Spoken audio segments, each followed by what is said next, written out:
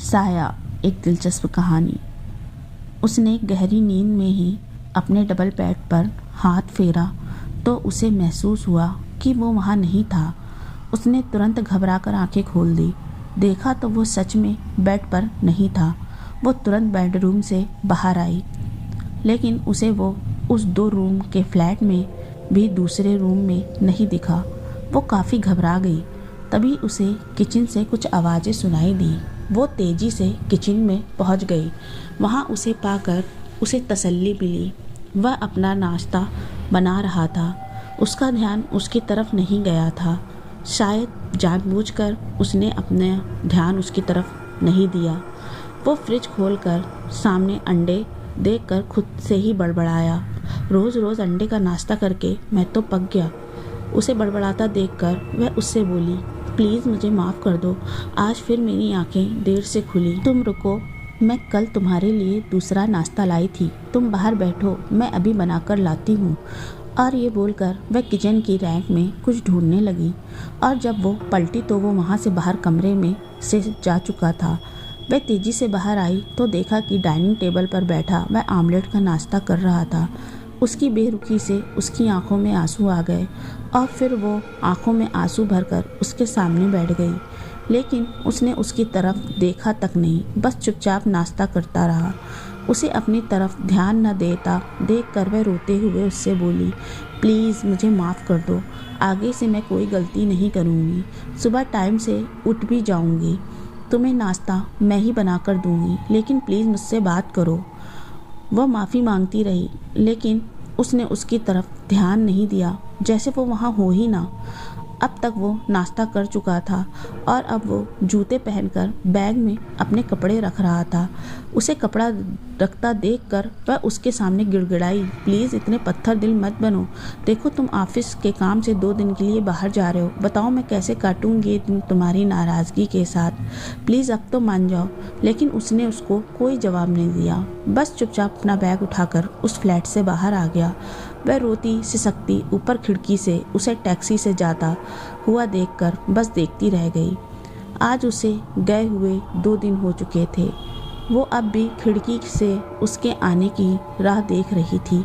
तभी उसे नीचे एक टैक्सी रुकती हुई दिखती है। उस टैक्सी से वो ही उतरा, हाथ में फूलों का गुलदस्ता लेकर। उसे देखकर उसके चेहरे पर मुस्कुराहट फैल जाती है, ख़ास तौर पर उस गुलदस्ते को देखकर। वह दौड़कर ड्रेसिंग टेबल के सामने खड़ी हो जाती है और बनाव श्रृंगार शुरू कर देती है। वो फ्लैट का गेट खोलकर अंदर आ जाता है और उस गुलदस्ते को वहीं टेबल के सामने सोफे पर रख कर बैठ जाता है। और वो अंदर इस इंतज़ार में बैठी सज रही होती है कि वह उसे उसके पास आकर उसे गुलदस्ता देकर उसे गले से लगाएगा, लेकिन वह उसके पास नहीं आया।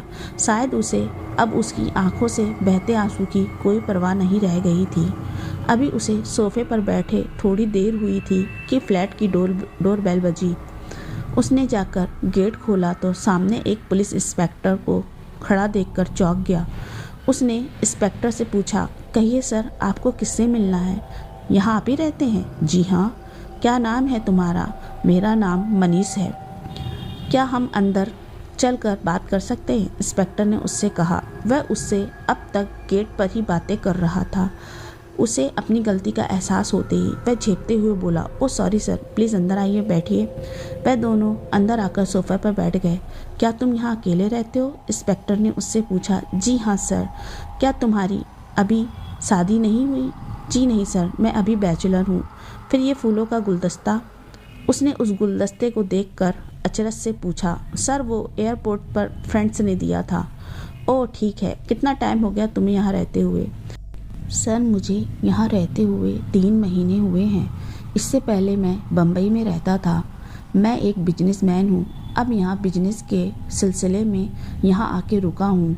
वैसे सर, आप ये सब क्यों पूछ रहे हैं? आखिर उसने इंस्पेक्टर के इतने सवालों के बाद उनसे एक सवाल पूछ ही लिया। देखिए, जिस फ्लैट में आप रह रहे हैं, यहाँ इस फ्लैट में 3 साल पहले एक मैरी नाम की लड़की रहती थी। वो भी अकेली ही रहती थी। ये जो आप बाहर बालकनी देख रहे हैं, इसी से छलांग लगाकर उसने आत्महत्या की थी। अब हम तभी से इस केस की तहकीकात कर रहे हैं। पता नहीं क्यों मुझे लगता है कि वो आत्महत्या नहीं हत्या थी, इसलिए मैंने ये केस क्लोज ही नहीं करा। मैं अब भी इस केस को सॉल्व करना चाहता हूँ।